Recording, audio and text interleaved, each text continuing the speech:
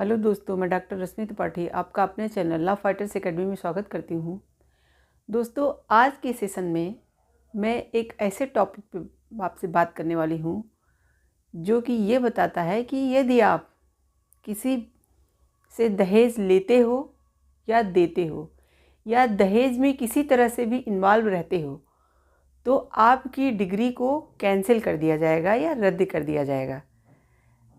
तो आज हम इसी टॉपिक को आज के सेशन में लेके चलने वाले हैं। तो चलिए हम अपना सेशन स्टार्ट करते हैं। जैसा कि हमने अपने टॉपिक में आपको बताया कि दहेज लेने या देने पर डिग्री ही रद्द कर दी जा रही है। अब देखिए, ऐसा नियम क्यों बनाया जा रहा है?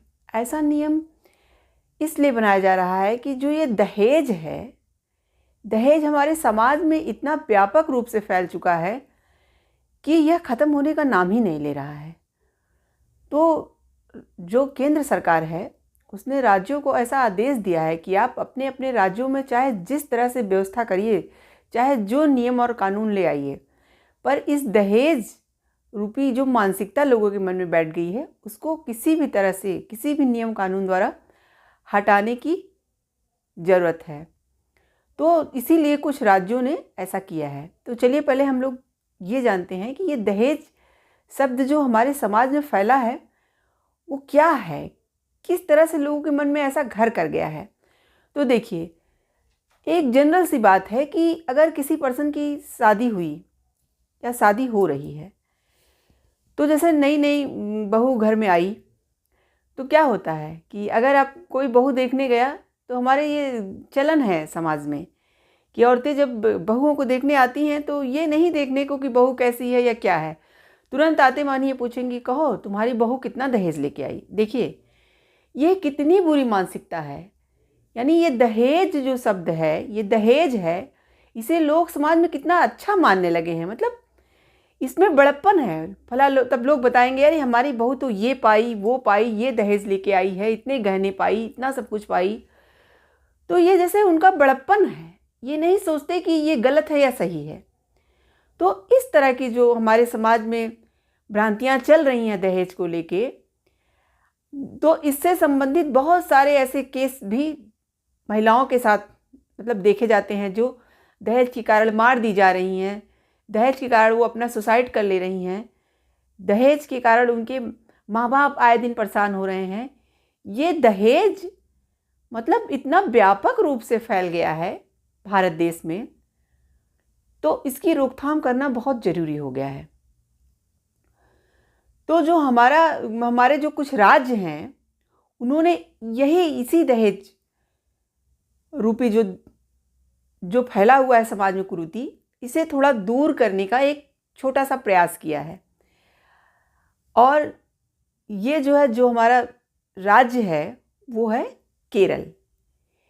केरल ने अभी हाल ही में अपने यहाँ रूल बनाया है। कुछ यूनिवर्सिटियाँ वहाँ की ऐसा रूल बना रही हैं कि वो कह रहे, मतलब वो अपने यहाँ जो बच्चों को एडमिशन दे रही हैं तो वो बच्चों से फॉर्म फिल कराते वक्त ही ये बात के भी फॉर्म फिल करा ले रही हैं कि अगर आप दहेज लेने या देने वाला कोई कार्य करोगे आगे भविष्य में तो आपकी डिग्री रद्द कर दी जाएगी। वो एडमिशन के टाइम भी ऐसा कर रही हैं, और जब पर्सन अपनी डिग्री ग्रेजुएट होने के बाद अपनी डिग्री लेके जा रहा है तो भी एक फॉर्म पे फिलअप कर रहा है कि भविष्य में मैं डिग्री तो ले रहा हूँ, लेकिन भविष्य में अगर ऐसी कोई गलती आपसे होती है, मैं आपको डिग्री अगर दे रहा हूँ या आप डिग्री ले रहे हो, तो अगर भविष्य में आपसे कोई इस तरह की दहेज लेने या देने या दहेज में अगर आप इन्वॉल्व पाए गए तो आपकी ये डिग्री जो मैं दे रहा हूँ, यूनिवर्सिटियाँ ऐसा कहती हैं, मैं उसे रद्द करवा दूँगा। तो इस बात के लिए भी एक फॉर्म पे वो फिलअप करवाते हैं, डिग्री लेते समय भी और एडमिशन देते समय भी। तो ये बहुत ही केरल का बहुत ही सराहनीय प्रयास है जो कि केरल ने ऐसा शुरू किया है। केरल के कुछ यूनिवर्सिटियों में ये पूरी तरह से चलने लगा है ये रूल। तो इसको देखते हुए जो तेलंगाना स्टेट है उसने भी ऐसा किया है। उसने कहा कि केरल ने बहुत ही अच्छा कार्य किया है, इससे दहेज ज़रूर रुकेगा, क्योंकि जो हमारी आज की नई पीढ़ियां हैं, अगर उनमें सुधार आ गया तो जब वो शादी के वक्त ही दहेज ना लेने, जैसे लड़कियां हैं तो वो ना देने की बात करेंगी, लड़के हैं तो ना लेने की बात करेंगे। अगर इस तरह का नियम कानून पूरे भारत में लागू हो जाए तो कितनी अच्छी बात होगी। तो तेलंगाना में ने भी केरल की सराहना करते हुए अपने यहाँ भी कहा कि मैं भी अपने यहाँ ये रूल लागू करता हूँ और मैं भी अब यही किया करूँगा। अपने यूनिवर्सिटियों को ये आदेश दूंगा कि जो भी बच्चे एडमिशन लें या डिग्री लेके जाएं तो उनको ये बातें फॉर्म के रूप में साइन कराई जाए और उनसे कहा जाए कि अगर आप भविष्य में ऐसा करते हैं तो आपकी डिग्री रद्द कर दी जाएगी। अब देखिए, केरल को साक्षरता में नंबर 1 माना जाता है, लेकिन तब भी वो क्या कर रहा है, फिर भी वो दहेज संबंधित बातें अपने बच्चों को मतलब प्रोहिबिट करने के लिए बता रहा है, मतलब प्रतिषेध करो दहेज।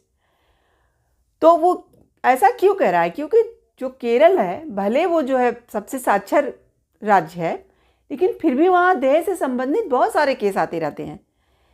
जो दहेज मृत्यु हुई, इस तरह के केस वहाँ बहुत आते हैं। तो इसीलिए इन्हीं सब बातों से परेशान होकर के जो है केरल स्टेट ने यह नियम लागू किया। तो इसको देख करके तेलंगाना में ने भी अपने यहाँ लागू किया।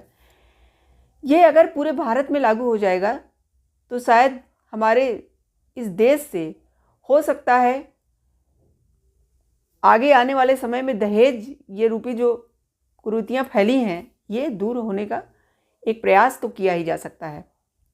अब देखिए, जो दहेज मृत्यु होती है उसमें जो है हमारे देश में असम नंबर 1 पे है। उसके बाद आता है नंबरिंग में, दूसरे नंबर पे आता है तेलंगाना, और तीसरे नंबर पे जो आता है वो है दिल्ली, और चौथे या 5वें नंबर पे हमारा केरल ही आता है डॉरी डेथ में, यानी दहेज मृत्यु। तो इन राज्यों में दहेज मृत्यु की समस्याएं बहुत ज़्यादा आ रही हैं। तो सोचिए कि जब केरल जैसे पढ़े लिखे राज्य में भी इस तरह की समस्या आ रही है, तो जो हमारे ऐसे राज्य हैं जहाँ की साक्षरता बहुत ही कम है, वहाँ क्या होता होगा? वहाँ भी ऐसे केसें जरूर आते होंगे। तो ये इस जो हमारा दहेज है, इसको लोगों के दिमाग से पूरी तरह से तो नहीं निकाला जा सकता है, लेकिन तब भी हमारे देश में इसको रोकने के लिए बहुत सारे नियम और कानून बनाए गए हैं। अगर आप उन नियमों कानूनों को देखें तो चलिए हम आपको बताते हैं कि क्या भारत देश में दहेज से लेकर के नियम और कानून बनाए गए हैं। तो भारत में दहेज प्रतिषेध अधिनियम 1961 से ही लागू है। सोचिए, 1961 से दहेज प्रतिषेध अधिनियम बनाया गया है, लेकिन तब भी हमारे देश में ये दहेज लेने की प्रथा चलती चली आ रही है। तो ये जो दहेज प्रतिषेध अधिनियम 1961 है, इसका जो सेक्शन 3 है, ये कहता है कि दहेज लेना और देना दोनों एक अपराध है।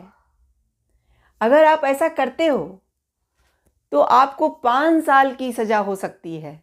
कितनी सजा हो सकती है? 5 साल की सजा हो सकती है, और 15,000 रुपये आपको जुर्माना भी देना पड़ सकता है।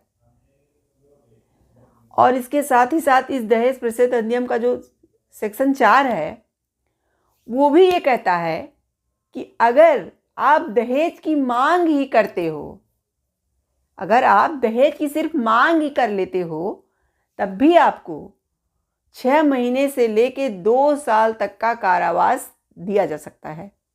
अब देखिए, दहेज की मांग करना कैसे? मतलब जैसे कि देखिए, हमारे यहाँ जब शादियाँ होती हैं तो जब लड़की वाले लड़के वालों के यहाँ आते हैं तो लड़के वाले पहले ही कह देते हैं कि मैं 15 लाख लूँगा तभी शादी पक्की करूँगा। अरे भाई, मेरा लड़का टीचर है, अरे भाई मेरा लड़का डॉक्टर है, मैं एक 4 व्हीलर लूँगा, मैं एक गाड़ी लूँगा, ऐसा कहते हैं। तो यही है दहेज की मांग करना। अगर आपने इतना ही कर लिया और उसके फादर ने कोई प्रूफ दे के उस बात को रिकॉर्ड करके अगर केस कर दिया तो आप फंस जाओगे। तो वही कह रहा है कि दहेज प्रतिषेध अधिनियम का सेक्शन 4 कि दहेज की मांग करना भी अपराध है। और आईपीसी जो हमारी है, इंडियन पेनल कोड, वो भी दहेज को अपराध मानती है और उसका सेक्शन 304 भी दहेज मृत्यु की बात करता है। यानी कि अगर आप दहेज मृत्यु करते हो तो आपको सज़ा हो सकती है और बहुत ही कठोर सज़ा होती है। अब दहेज मृत्यु क्या होता है? दहेज मृत्यु का मतलब यहाँ ये बताया गया है कि शादी के 7 साल के अंदर अगर कोई दहेज के कारण किसी लड़की की हत्या करता है या लड़की दहेज की प्रताड़ना के कारण मरती है किसी कारण से, तो उसे दहेज मृत्यु माना जाएगा। इसी तरह से जो आईपीसी का सेक्शन 306 है, अगर कोई किसी महिला को इतना परेशान कर दे दहेज के लिए, इतना उकसा दे, इतना मानसिक प्रताड़ना दे दे कि वो सुसाइड कर ले, तो वहाँ पे आईपीसी का सेक्शन 306 अप्लाई होगा और आप अपराधी माने जाओगे। ऐसे ही आईपीसी का सेक्शन 498A है जो कि क्रूरता है, जो नातेदार रिश्तेदार पति के होते हैं, वो अगर मानसिक या शारीरिक रूप से कोई भी क्रूरता अगर करते हैं महिला के साथ, तो वहाँ पे भी वो फंसेंगे। तो वो दहेज के लिए भी होता है। ऐसा नहीं कि दहेज सिर्फ 7 सालों तक के ही, शादी के 7 सालों तक में ही दहेज के लिए आपको मतलब आप दहेज मृत्यु या दहेज से संबंधित अपराधों में फंसेंगे।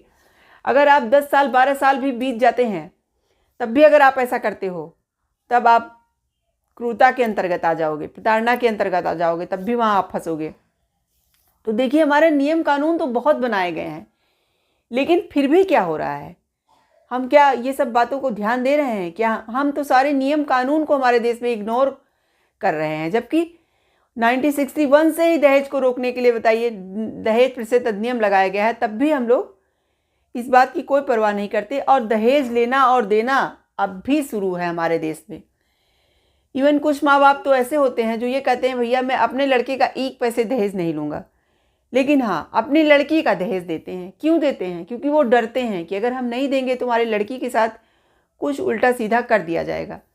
ज़्यादातर जो लड़की के माँ बाप होते हैं वो इसी डर से दहेज देते हैं, क्योंकि उन्हें यही लगता है कि अगर हम नहीं देंगे तो हमारी बेटी को सम्मान नहीं मिलेगा, मान नहीं मिलेगा, उसे प्रताड़ित किया जाएगा, उसे परेशान किया जाएगा।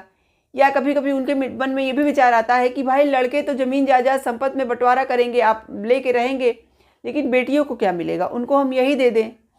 तो दान के तौर पे भी माँ बाप ऐसा करते हैं, लेकिन वो भी तो दहेज की ही श्रेणी में आएगा ना। आप पढ़े लिखे बच्चों का क्यों दहेज देना चाह रहे हो भाई?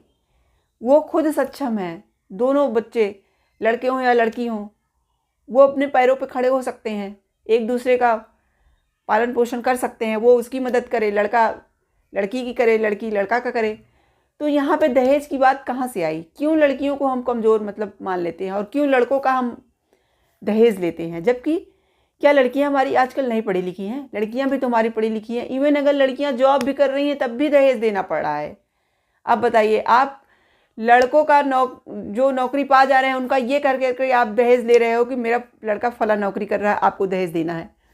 तो हमारी लड़की भी अगर नौकरी कर रही है तो फिर हम दहेज क्यों दें?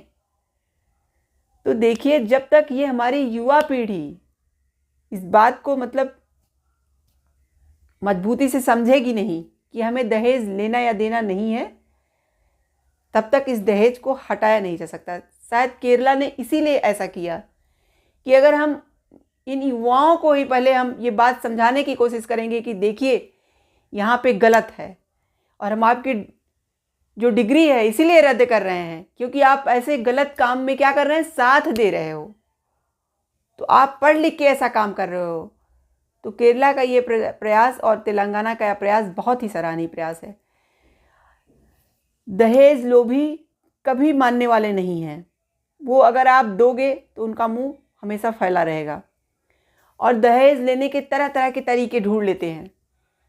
बहुत लोग तो क्या करते हैं कि पहले कुछ नहीं मांगेंगे, शादी हो जाएगी तो बाद में कहेंगे ससुर जी हमको ये लेना है, ससुर जी हमको वो लेना है, हमको पैसा दे दीजिए। वो भी तो एक दहेज हुआ। दहेज का तरीका बदल गया है। अब देखिए, अभी हाल ही में सुप्रीम कोर्ट का एक फैसला आया था। उस फैसले में ये कहा गया कि अगर आप अपने मतलब पत्नी के पिता से कोई किसी भी चीज़ की मांग करते हो, जैसे कि अगर आपके पति ने ये कहा कि पापा हमको कुछ पैसे दीजिए, हमें घर बनवाना है, लड़की के पिता से, तो ये भी दहेज मांगना ही हुआ। सुप्रीम कोर्ट ने ऐसा कहा। मतलब आपने तरीका तो बदल दिया, लेकिन आप मांग को दहेज ही रहे हो। आप लड़की के पिता से क्यों मांगने जा रहे हो घर बनवाने का पैसा? तो ये तो दहेज का ही एक रूप हुआ। तो इस तरह हमारे युवा पीढ़ी को पहले आगे आना होगा इस दहेज को रोकने के लिए। जब वो आएगी आगे और इसमें बढ़ चढ़ के हिस्सा लेगी तो शायद ज़रूर ये दहेज हमारे समाज से बंद हो सकता है।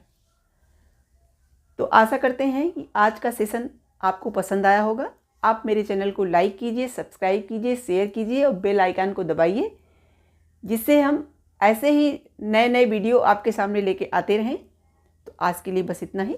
Thank you very much.